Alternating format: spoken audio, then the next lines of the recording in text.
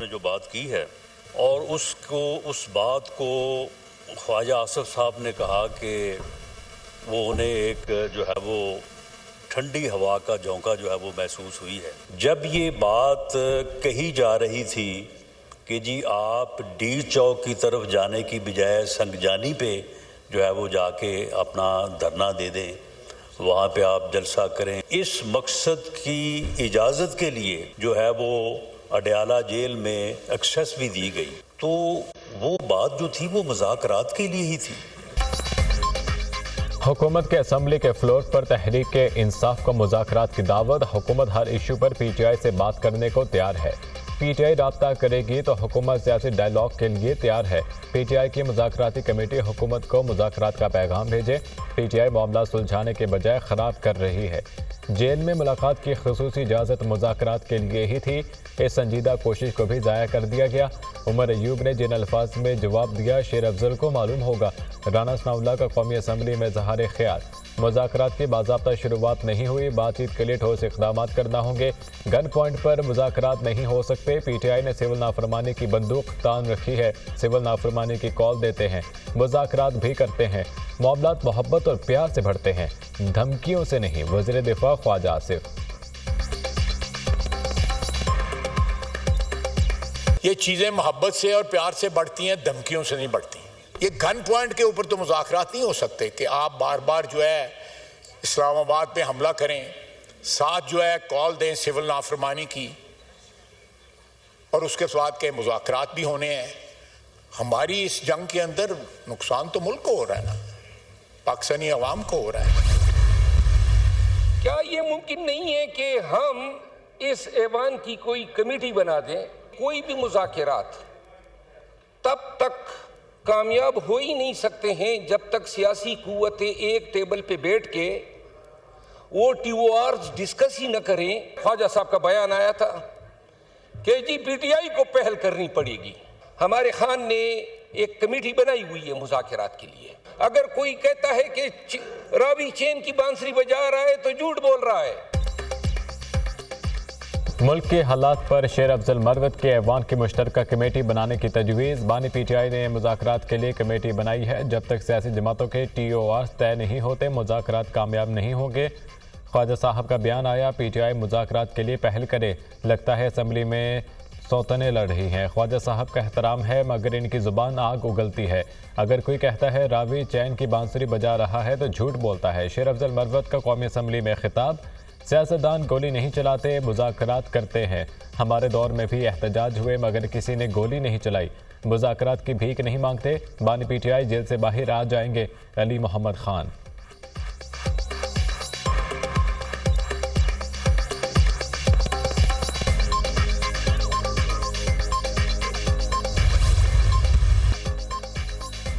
मुज़ाकरात के लिए जिससे राब्ते होने हैं हो जाएंगे। बात तब आगे बढ़ेगी जब हमारे मुतालबात पर खुलकर बात हो, हमारे शिकवे शिकायतें दूर की जाएं। हम खुद से कोई काम नहीं करते, बानी पीटीआई से हिदायत लेते हैं। हम हिदायत पर अमल दरामद करके रिपोर्ट बानी पीटीआई के सामने रखते हैं।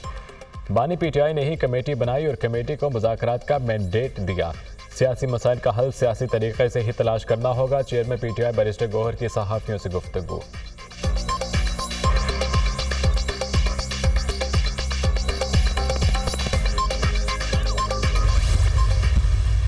मीनिंगफुल डायलॉग की राना साहब भी बात कर रहे हैं, उनकी और हमारी डेफिनेशन में फर्क हो सकता है मगर सेंस एक ही है। वो ठीक कह रहे हैं, मीनिंगफुल डायलॉग के लिए कोई रुकावट अब एस्टेब्लिशमेंट अगर साथ इनके नहीं बैठती तो आप मुझे ये बताएं कि फिर मीनिंगफुल डायलॉग क्या है। कमेटी इमरान खान साहब की बनाई हुई है। हाँ। मशरूत वाली बात यह है, हम शर्तें तो नहीं रख रहे मगर गुफ्तगू होगी इन्हीं चीजों के ऊपर जो हमारे मुतालबात हैं। मुज़ाकरात के लिए बाज़ाब्ता राब्ता हुकूमत ने करना है। हमने विंडो खोल दी है। बानी पीटीआई ने एक मौका दिया है। एस्टेब्लिशमेंट हुकूमत के साथ नहीं बैठती तो बामानी मुज़ाकरात कैसे होंगे। तहरीक इंसाफ शराइत नहीं रख रही मगर बात हमारे ही नकात पर होगी। सिविल नाफरमानी की कॉल को कुछ दिनों के लिए मौखर किया है। शेख वकास अकरम की प्रोग्राम दुनिया महर बुखारी के साथ में गुफ्तगू।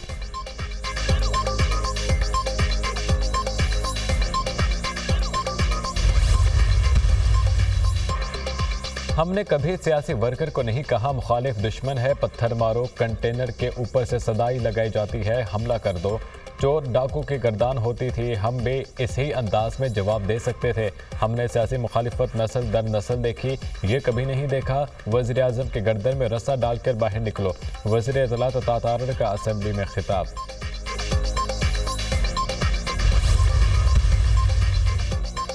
बानी ने कहा है, मुतालबात ना माने गए तो तरसीलात ज़र रोकने की कॉल दूंगा। जुडिशल कमीशन का क़याम और बेगुनाह कारकुनान की रिहाई बानी के मुतालबात हैं। बानी ने यही 2 मुतालबात देकर अपने लोगों को हुकूमत की तरफ भेजा है।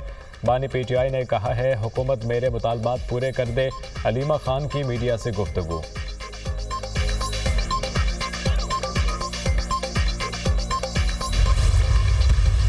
हमने पार्लियामेंट से इजाज़त ली है, उसको एक्ट बन चुका है, उसके बाद नोटिफिकेशन क्यों नहीं हो रहा उसका? ये जो कहा जाता है जॉइंट सेशन बुलाया जाएगा, कोई अमेंडमेंट हम कबूल नहीं करेंगे कि खुदा के लिए खलाई मदारस के लिए हमारे हकीकी मदारस के निज़ाम को बर्बाद न कीजिए। मैंने भी इसी मदरसे इसी हाउस के अंदर 40 साल गुजारे हैं। हम कानून साज हैं, हम आइन को खिलवाड़ नहीं बनाने देना चाहते। IMF और फलां फलां नाराज हो जाएंगे, ये राज तो आज हम पर खुला है कि हमारी कानून साजियाँ क्या उनकी हिदायत के मुताबिक होंगी। अगर इससे आगे पीछे मामला गया तो यकीनन फिर ऐवान नहीं मैदान में फैसले होंगे। मदारिस बिल पर कोई तरमीम कबूल नहीं, बात ना मानी तो फैसला ऐवान में नहीं मैदान में होगा। मौलाना का 2 टोक ऐलान, पार्लियामेंट के मुश्तरका इजलास में मदारिस का तरमीमी बिल पेश नहीं होगा। नया बिल बाद में लाना चाहें तो लाया जा सकता है। मदारिस बिल एक्ट बन चुका, गैजेट नोटिफिकेशन जारी नहीं हो रहा। आप दीनी मदारिस में मुदाखलत का रास्ता निकाल रहे हैं। दीनी मदारिस के निज़ाम को बर्बाद ना करें।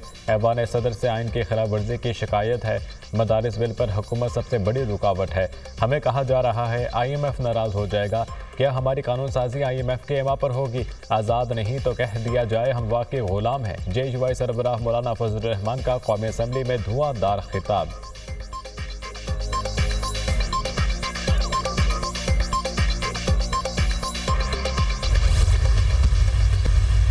जैसे मैंने वज़ीर आज़म साहब की ख्वाहिश का इजहार किया कि वो कहते थे कि आप एक दफ़ा आपकी टीम के साथ बैठ के इसका ये जो लीगल एंगल हैं इनको कवर कर लिया जाए। सदर मुमलिकत का दोबारा एतराज़ का या ना करने का इख्तियार ख़त्म हो जाता है। जो भी कानून साजी होती है वो उस वक्त तक मुकम्मल नहीं होती जब तक उस कानून साजी पे सदर मुमलिकत के दस्तखत यानी कि उनकी असेंट, उनकी रज़ा शामिल नहीं होती। वज़ीर आज़म को बिल पर किसी किस्म का कोई अबहम नहीं। वज़ीर आज़म का पैगाम है, हम हर चीज़ के लिए हाजिर हैं। एक बार फिर मौलाना फजलुर रहमान के साथ बैठने के लिए तैयार हैं। बिल के कानूनी नुक्तों पर बात होगी। सदर के पास दोबारा बिल पर एतराज़ का हक नहीं होता। कोई भी कानून साजी तब तक मुकम्मल नहीं होती जब तक सदर दस्तखत नहीं करते। वज़ीर कानून आज़म नज़ीर तारड़ का कौमी असम्बली में खिताब।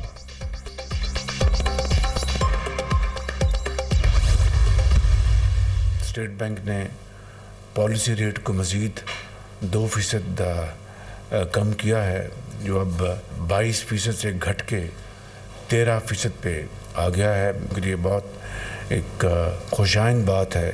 उम्मीद है कि हमारी सरमायाकारी बढ़ेगी और इससे पाकिस्तान की इकॉनमी को इंशाअल्लाह बड़ा भरपूर फ़ायदा होगा। महंगाई भी इस वक्त अपनी 2018 के बाद कम तरीन सतह पे है। मुल्क में सरमायाकारी को बढ़ाना हुकूमत की तरजीह है। मौका है हम मिलकर मुल्क की मैशत को मज़ीद बेहतर करें। मैशत की तरक्की से मुतालिक जामे प्रोग्राम का ऐलान जल्द होगा। पॉलिसी रेट में कमी सरमायाकारों के लिए खुशाइंद है। पॉलिसी रेट में कमी से मैशत को तक़वियत मिलेगी, सरमायाकारी बढ़ेगी। वज़ीर आज़म का काबीना इजलास से खिताब। इंसानी स्मगलिंग एक बड़ा चैलेंज है। माजी में इंसानी स्मगलिंग की रोकथाम के लिए किए जाने वाले फैसलों की रोशनी में आइंदा के हिकमत अमली तय करेंगे। मुल्क में पोलियो केसेस में इजाफा बदकिस्मती है। पूरी दुनिया में पोलियो का खात्मा हो चुका है। पाकिस्तान में पोलियो के खात्मे में रुकावटें काबिल अफसोस हैं।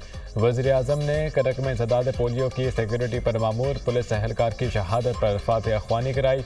लीग रहनुमा सिद्दीक उल फारूक मरहूम की मग़फ़िरत के लिए भी दुआ की।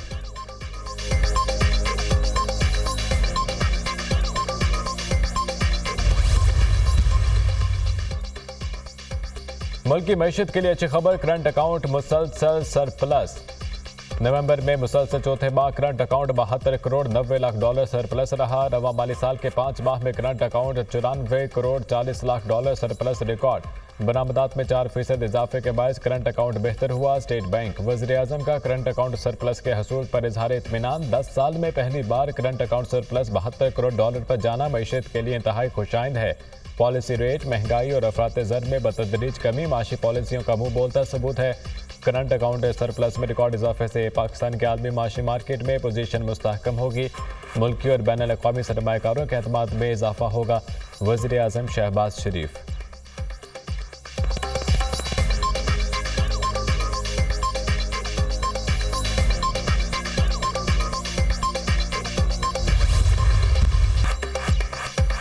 सिविल नाफरमानी से मुतालिक बानी पीटीआई बताएंगे। बानी पीटीआई जो भी हिदायत देंगे वैसा ही होगा। बानी पीटीआई से मुलाकात की इजाज़त नहीं दी गई। मैं पूरे सूबे का नुमाइंदा हूँ, मुझे क्लियरेंस की ज़रूरत नहीं। क्लियरेंस मांगने वालों की क्लियरेंस होनी चाहिए। वज़ीर आला यमन गंडापुर के दुनिया न्यूज़ से गुफ्तगू। बानी से मुलाकात की इजाज़त ना देने पर अदालत जाने का ऐलान। पेशावर हाईकोर्ट का वज़ीर आला यमन गंडापुर को 16 जनवरी तक किसी भी मुकदमे में गिरफ्तार न करने का हुक्म। अदालत ने अली यमन गंडापुर की हिफाजती जमानत मंजूर कर ली। मुतल्लिका इदारों से जवाब तलब।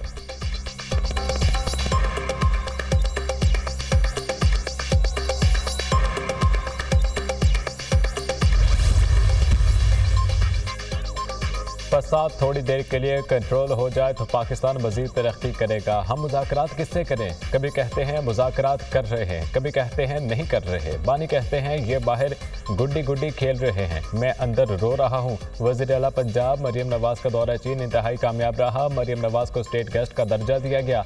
पंजाब के लिए 700 बसें मंगवा रहे हैं। वज़ीर इत्तलात पंजाब असबा बुखारी की न्यूज़ कॉन्फ्रेंस।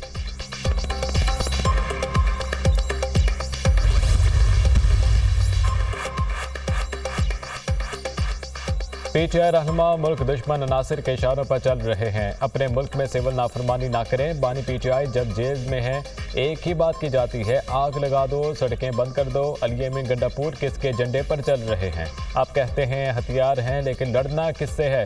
विफाक से। विफाक की बजाय दहशतगर्दों से जाकर लड़ें। खैबर पख्तूनख्वा में अमन व अमान की सूरत हाल तशवीशनाक है। केपी में शाम के बाद पुलिस वाले बाहर नहीं निकलते। वज़ीर इत्तलात सिंध शर्जील मेमन की न्यूज़ कॉन्फ्रेंस। मुल्क भर में सर्दी की लहर बरकरार। बेशतर शहरों और में मौसम सर्द और खुश्क। पहाड़ी इलाकों में शदीद सर्दी। लह में पारा -9 तक गिर गया। गोप्स, अस्करदू, बगरोट में -7 रिकॉर्ड। गिलगित -6, स्टूर, हुंजा और कोयटा में -4 डिग्री सेंटीग्रेड रिकॉर्ड किया गया। पंजाब में मौसम सरमा की छुट्टियों का ऐलान। छुट्टियां 20 दिसंबर से 10 जनवरी तक होंगी। तालीमी सिलसिला 13 जनवरी 2025 से शुरू होगा। महकमा स्कूल एजुकेशन ने नोटिफिकेशन जारी कर दिया। महकमा तालीम सिंध ने भी मौसम सरमा की तातीलात का ऐलान कर दिया। सिंध भर के तालीमी इदारों में 21 दिसंबर से 31 दिसंबर तक तातीलात होंगी। नोटिफिकेशन जारी।